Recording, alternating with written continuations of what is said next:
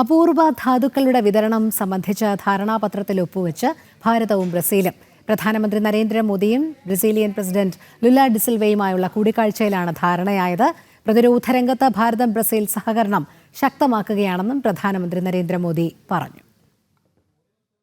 ഭാരതം സന്ദർശിക്കുന്ന Brazil president Lula da Silva, പ്രധാനമന്ത്രി നരേന്ദ്രമോദി എന്നിവരുടെ സാന്നിധ്യത്തിലാണ് അപൂർവ ധാതു സംബന്ധിച്ച ധാരണാപത്രം ഒപ്പുവെച്ചത്. സെമി കണ്ടക്ടർ നിർമ്മാണ രംഗത്ത് നിർണായക അസംസ്കൃത വസ്തുവാണ് അപൂർവ ധാതുക്കൾ. ധാരണ പരമപ്രധാനമെന്ന് പ്രധാനമന്ത്രി നരേന്ദ്രമോദി പറഞ്ഞു.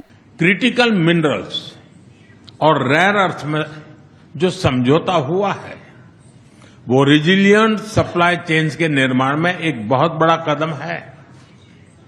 डिफेंस के क्षेत्र में भी हमारा सहयोग निरंतर बढ़ रहा है. ये एक दूसरे के प्रति भरोसे और रणनीतिक तालमेल का बेहतरीन उदाहरण है. കാർഷിക രംഗത്തും പ്രതിരോധ രംഗത്തും ഇന്ത്യ ബ്രസീൽ സഹകരണം ശക്തമായി തുടരുകയാണ്. ഫാർമസ്യൂട്ടിക്കൽ, ആരോഗ്യം എന്നീ രംഗങ്ങളിൽ മികച്ച സഹകരണത്തിനുള്ള സാധ്യത ഇരു രാജ്യങ്ങൾക്കിടയിലും നിലനിൽക്കുന്നുണ്ടെന്നും പ്രധാനമന്ത്രി പറഞ്ഞു. Climate resilient in agriculture, precision farming और बायो फर्टिलाइजर जैसे क्षेत्रों में हमारा सहयोग दोनों देशों की फूड सिक्योरिटी को मजबूत करेगा.